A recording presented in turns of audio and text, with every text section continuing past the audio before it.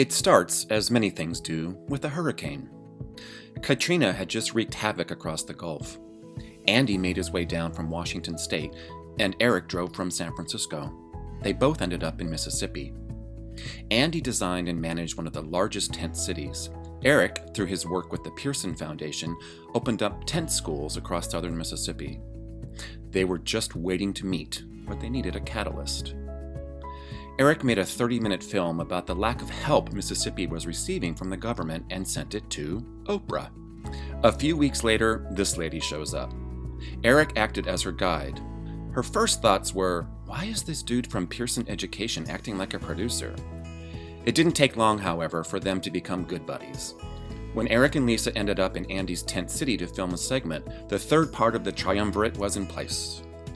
The mosquitoes were ferocious, so Lisa and Erik huddled up to Andy so that his menthol cigarette smoke would act as a shield. By the way, Andy doesn't smoke any longer, just so you know.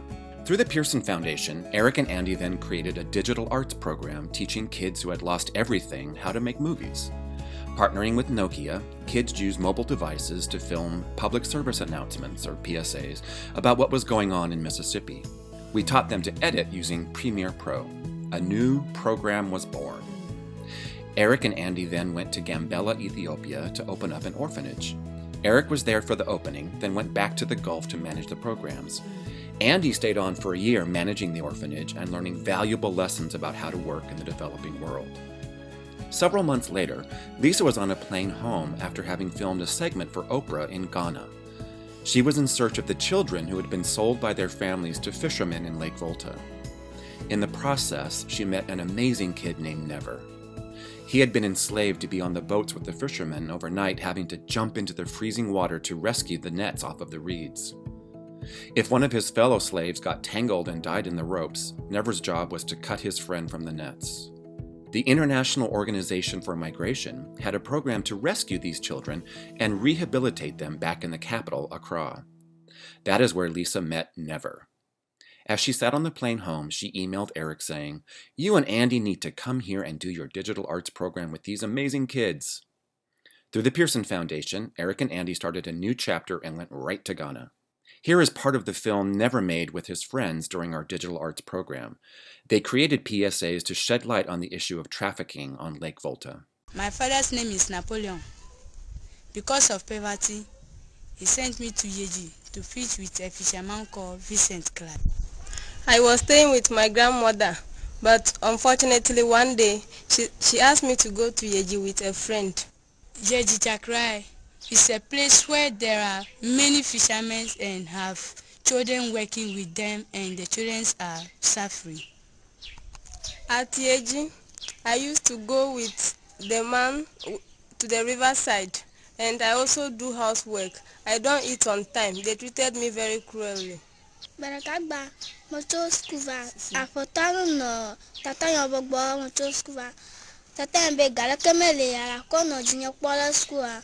Bebe ti tama fa no gbo jun de kana na ya tro gbugbo nve. Fa no gbo fu no fu papaja jun de ka va da mo kuro nye ve o. I also go to Yeji because my parents didn't have money to send me to school. So I also go to the Yeji. When I went there, there is no school at that place. So I also suffering. We went to fishing one day, and my master asked me to go into the river and remove the net which is catching a stump under the river, and the place is very deep. I can't go. I come back, and my master hit me with barrel, beat me mercilessly, and I have a wound here as a sign. That is very bad, and I feel very sad. One day we went to fishing.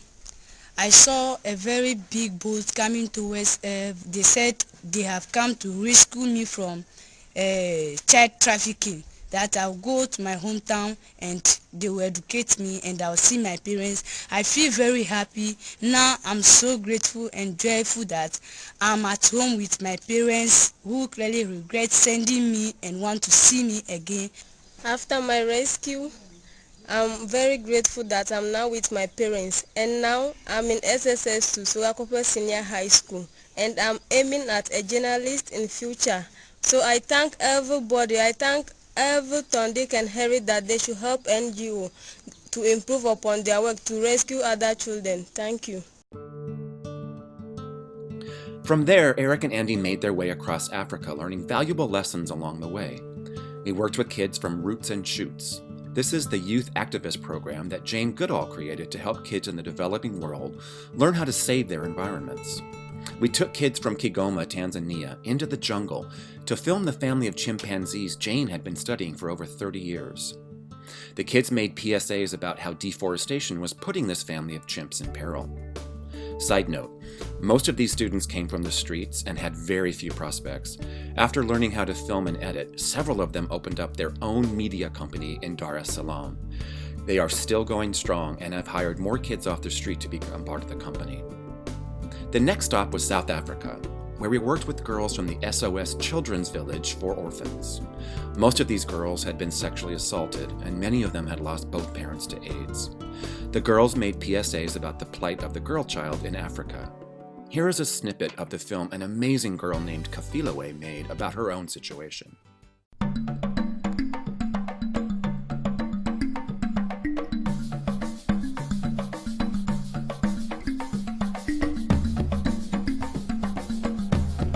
What we want to do is really come out with some action plans to say to the girls, this is the commitment we as adults are making to make a difference in your lives.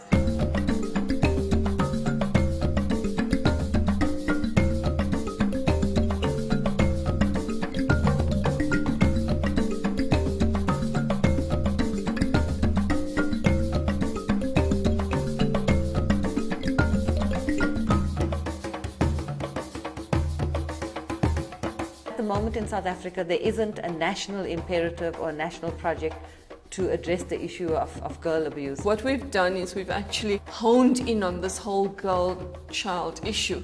So every delegate that has been invited to the symposium is expected to take responsibility of this action plan, go back to his or her country and ensure that some of those action plans are implemented. So what we want to do is go back into our groups and talk about 3 projects. You're very clear now on where you want to go. The region, I think that is very important for SARA Communication Initiative, which is about the girl child in Africa. It's comics and videos and DVDs on this brave girl that faces many challenges.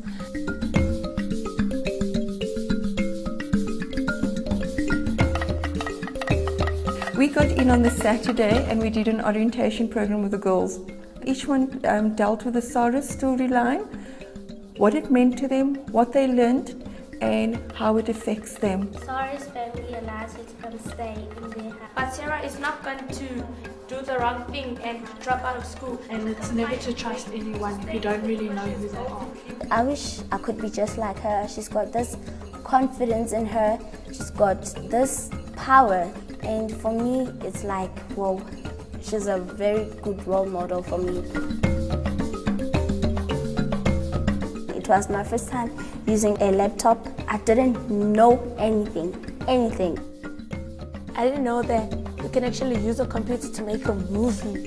That I didn't know. I live in Kidshaven. Kidshaven is a home of children that have family problems. When we're done, we're going to open it and put it right in the computer for you to make movies off of these. Oh, Isn't that cool? So, I think in Africa there is often a view that we are so far behind in the technology race that how are we ever going to catch up? What is exciting about what the senior officials that are going to be working with us this week is that it will also demonstrate to them that we should not be scared of tackling new technology. What is this?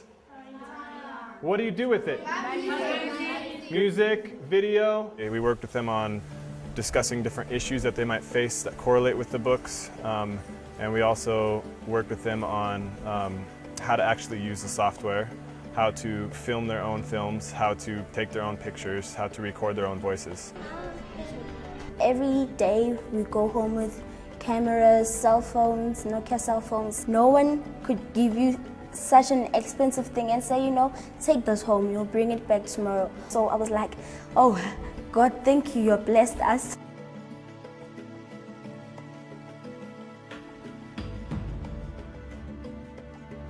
The story Sarah is based on a man called Mabuta is trying to seduce Sarah. They're going to relate to you. You know what I mean? They're going to watch Sarah and they're going to say, oh yeah, that's great. And they're going to say, I learned some things. But then when they listen to your stories, they're going to say, oh, that's a girl like me. I was at first devastated to hear that the majority of the girls I had been either sexually abused or raped. Knowing that other people are going to watch my movies like, wow. Because maybe someone has been through the same situation as I and they're actually scared to talk about it. But if you talk about it, it actually makes you feel better. Toward the end of the week, we invited the dignitaries to come into the room and see what the girls have been up to. We also took the opportunity to have the girls teach the adults. The movie you're making, what is the movie about? About yourself and stories about Sarah. What you learned about in Sarah's story. Well, how did you start to make your movie? She said, can you please teach me how to do movies? Then I said, okay, fine. You can just sit here and we'll show you. Firstly, we take pictures. Okay. We just take pictures, videos, and such a lot of things. Yeah, for me it was kind of nice, and I'm a very good teacher. If you wanted to end like big, you go to our position again. All the people started asking me a lot of questions, so I had to explain and do it over and over, and I started enjoying it because like someone needs to know something that I know. There was this one night when a man came into our house and raped me. And actually my sister was sleeping. And it was hard for me to think about what happened. And it's when I want to show those women in the world that, you know, as a woman, we are so independent and we can make a world a better place. Thank you, I'm done.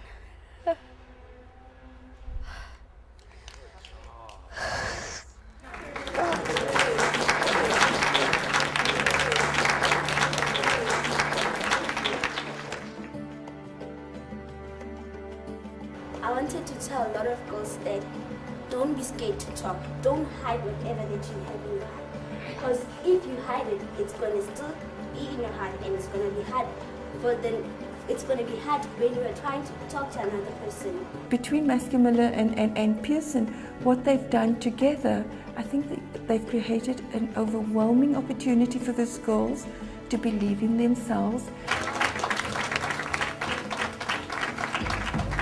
And for me, I could say I had a lot of opportunities and a lot of people believed in me, and this is where I am now. So I'll be glad that I did something to other girls. I changed someone's life.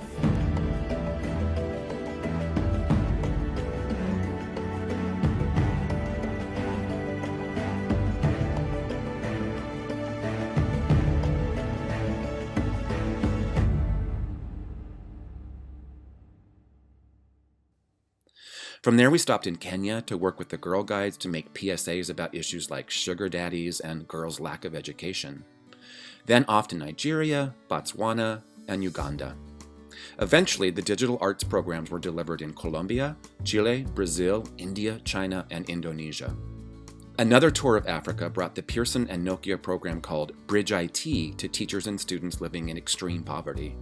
Using Nokia mobile devices, teachers tethered the phone to an old analog television in their classroom to deliver rich media content in math and science. They also used the phones to learn new best practices in teacher professional development. Erik and Andy have been back in the States for a few years now. They'll tell you a bit more about what they've been up to. But that buddy Lisa makes one more appearance on the journey.